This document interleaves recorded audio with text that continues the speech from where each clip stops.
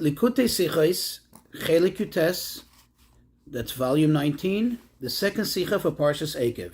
This is a Rashi sicha, and this is going to be on pasuk Aleph, verse 1 in chapter 8. And in this sicha, we're going to again re-encounter many of the klolim, many of the rules in Rashi that we're already well familiar with. Also, we're going to learn and come to appreciate the importance of fulfilling the mitzvahs, and not only fulfilling the mitzvahs, but fulfilling them in their entirety.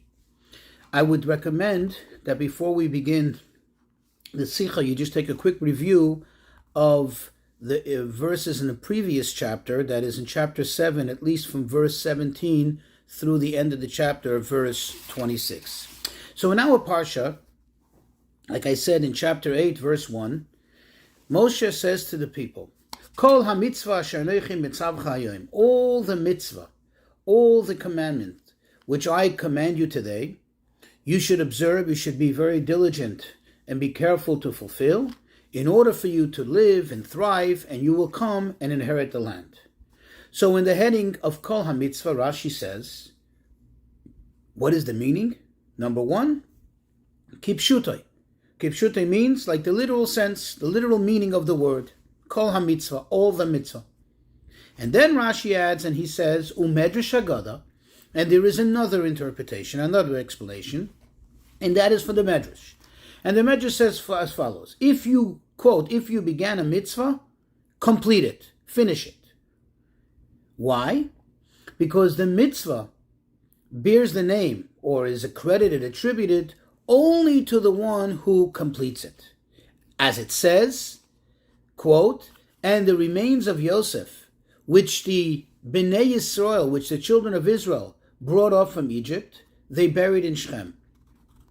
Now, of course, when you look at this verse, which describes what happened when they entered Israel, and they finally conquered the land, and they laid to rest Yosef, who all these years was being carried by whom? By Moshe. Moshe, we know, as already the Torah told us in Parshas B'Shalach, that Moshe was the one who brought up with him, in accordance with the promise which they made to Yosef, he brought up with him the remains of Yosef. And throughout all these years, he carried it along with him. He took care of it. He safeguarded it. And he, as it says, tipelba, he actually, busied himself with it all the time. But he didn't go into Eretz Yisrael. So you see that the verse attributes this mitzvah, the fulfillment of this mitzvah, to the children of Israel, not to Moshe, who spent 40 years taking care of and safeguarding these remains. So Rashi continues, was it not Moshe himself who busied himself with bringing them up? However, says Rashi, again from the Midrash, because Moshe did not succeed in completing the mission, in completing this task, who did complete this task? The children of Israel. Therefore, it's called on their name, it's attributed to them. So, of course, the regular questions in Rashi. Number one, what was the difficulty here that Rashi feels compelled to address? Number two, why does Rashi bring two explanations? We know that the only time Rashi introduces a secondary interpretation of the verse is only when the first one is insufficient. Albeit that the first one is the main one, but when there is something that is lacking, then Rashi complements it by bringing the second period. What is the need for the second thing? What is not sufficient in the first explanation of Rashi, which was merely one word, which means a lot, which just says kipshutai, that we interpreted according to its regular, usual meaning.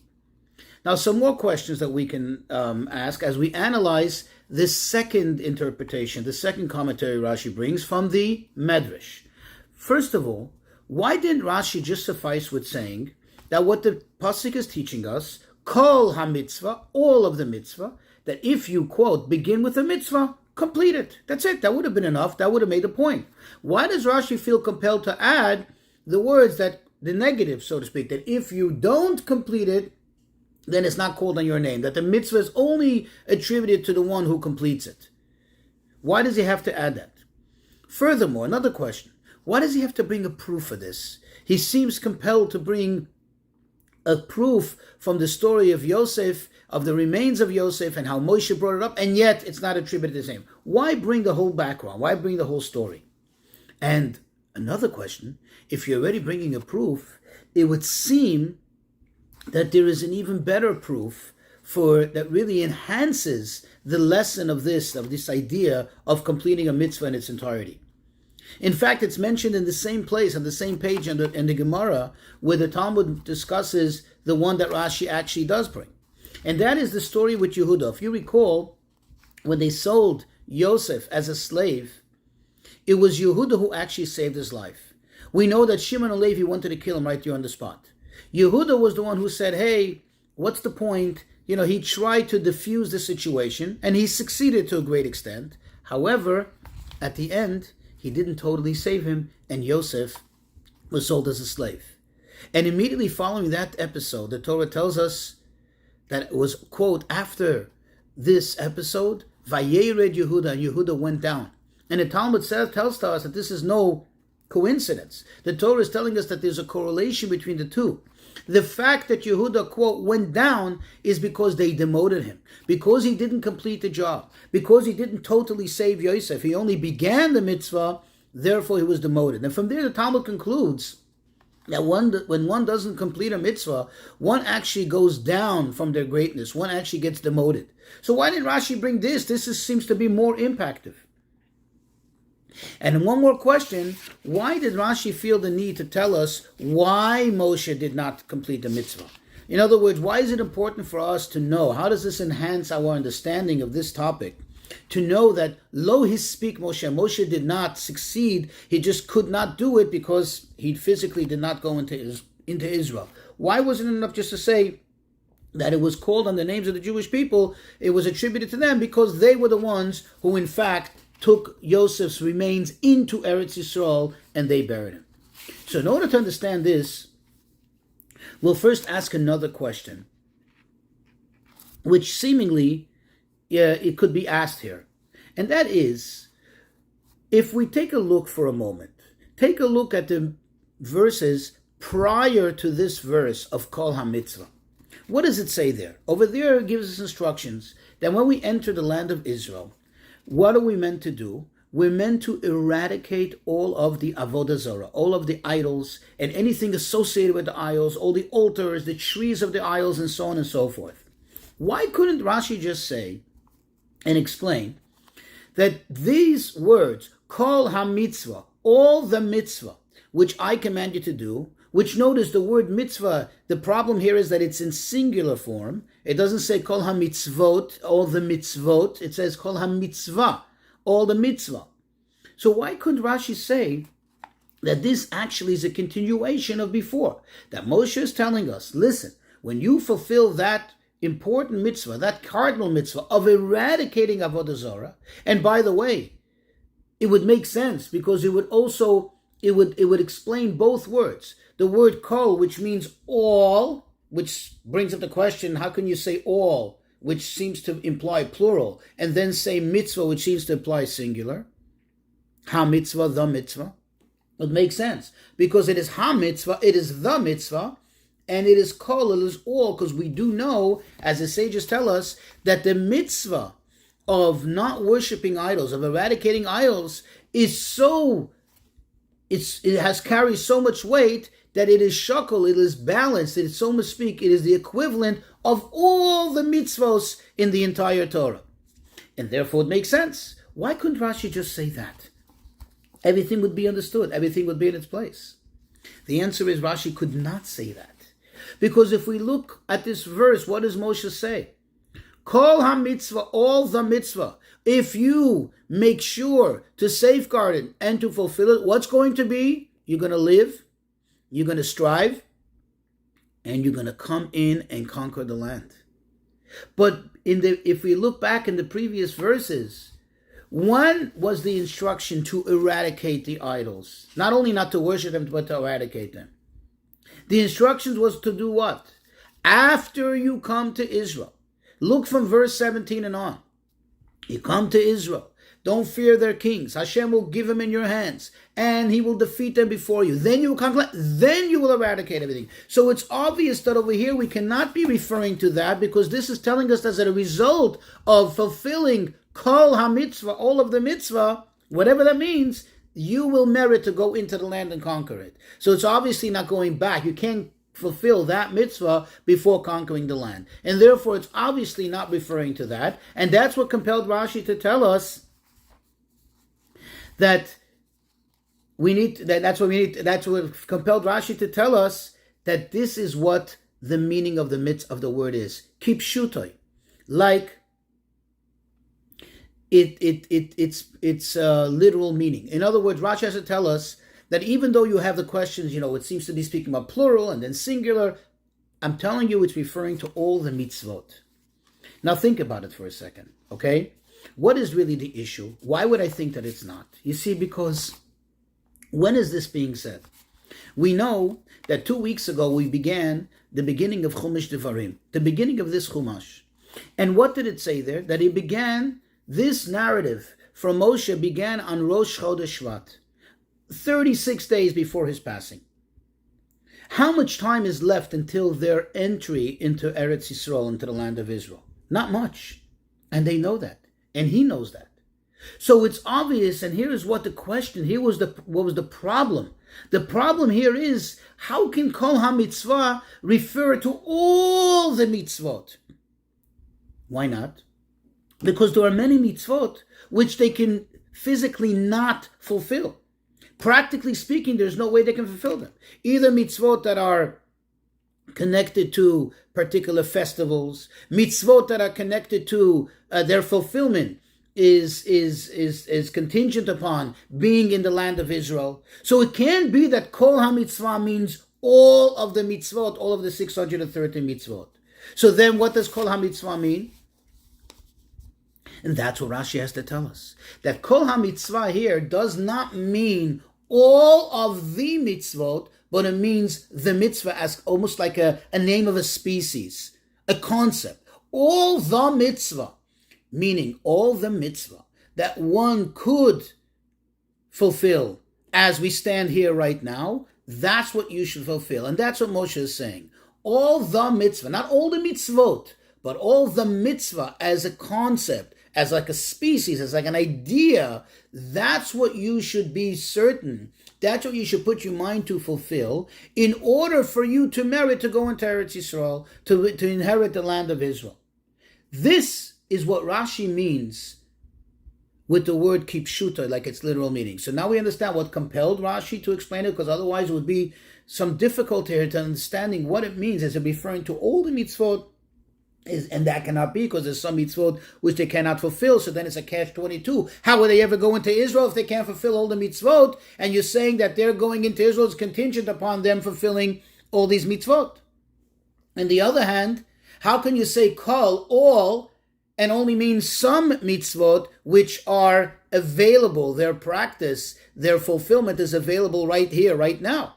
And therefore Rashi says that notwithstanding all the difficulties, it means kipshuto, it means the literal meaning all the mitzvah as an idea, as a topic, as a concept, all the mitzvah you can do, you shall see to it that you do it. However, why do we need the second interpretation? Why do we need the Midrash? There's still a question. Because this is still very troublesome. It's very difficult to say that on the one hand you're talking about all the mitzvah, it says kol. In the other hand, it only means particular mitzvot that are available for fulfillment right now.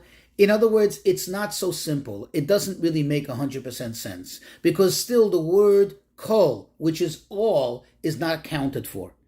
Because if you say all the mitzvah, means all the mitzvot. You can't say all and mean some. And to complement that, Rashi brings that second interpretation from the Midrash, which the Midrash, what does it do? According to it, when you say the word kol ha-mitzvah, you're referring to all the mitzvahs, each and every single mitzvah, whatever that mitzvah may be. If you began the mitzvah, see to it that you should complete it. The question, however, is, so then what's the connection? What's the connection between this particular idea, the particular idea of completing a mitzvah? In other words, it's almost like a detail in the fulfillment of mitzvot, not all of the mitzvot.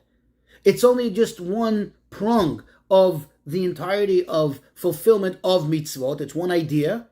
What's the connection between this and meriting to go into Israel?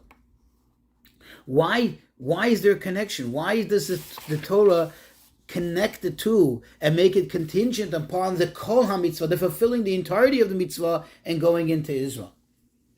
The answer is, we always find that whenever Hashem wants to give us something, whenever Hashem already has promised something, still, yet, Hashem expects us to do something, a mitzvah, a merit, or something, in order to be able to receive it, in order to merit the reception of that thing. Here too, going into Israel, although Hashem swore and promised already to our ancestors that we're going to go into Eretz Yisrael, we're going to indeed conquer the land, still Hashem made it that it's still contingent on our fulfillment of the mitzvah of conquering the land. In other words, we still have to do our little part in order to complete this promise, in order to complete it and therefore receive it. And that is what Rashi emphasizes when he adds the words that the mitzvah is only attributed, it gets called on the name. The credit is given only to the one who completes it. Because over here we're dealing with the generation that left Egypt. They were meant to go into Eretz Yisrael. But because of the decree, after the story with the spies, they were destined to remain in the desert and not go into Eretz Yisrael and not conquer it. Who is going to get it? Who is going to do all of the mitzvah? Who is going to complete it and therefore merit to enjoy the conquering of the land? It's their children. It's the next generation. And this is what Moshe is telling them. That really, you guys did a lot of the mitzvah. You did all the mitzvot throughout the 40 years, and you prepared yourself for going to Eretz Yisrael. But at the end of the day, it's not going to be you who's going to get the credit for conquering Eretz Yisrael, even though you got us so far. But it's going to be the one who does kol ha-mitzvah, all of the mitzvah, the one who actually finishes it, whoever puts on the finishing touch, that's going to actually get the credit of going into Israel and enjoying the inheritance, the conquest of the land. But of course, the question could be asked, and now we'll understand all the details in Rashi. So far we understand why Rashi had to add the words that, quote, the mitzvah is attributed only to the one who completes it, because now we understand what we're talking about. We're talking about entering Eretz Yisrael, and therefore we need to understand that it's not just the general idea of finishing a mitzvah, but it's how that connects to the entry into Eretz Yisrael and giving and attributing the credit of entering Eretz Yisrael and conquering Eretz Yisrael and setting Eretz Yisrael to those who complete the job, whether they are greater or not than those who began the process of the mitzvah. Of course, the question can be asked, well, 1 second. Think about it. Most of the people who did not merit to enter Eretz Yisrael, who did not succeed in completing this mitzvah, it was no fault of their own. In fact, how many people already complained and cried at that night? Not all the Jews, but yet Hashem made a decree that anybody above the age of 20 is going to pass away in the desert in the course of the 40 years. So it's no fault of their own.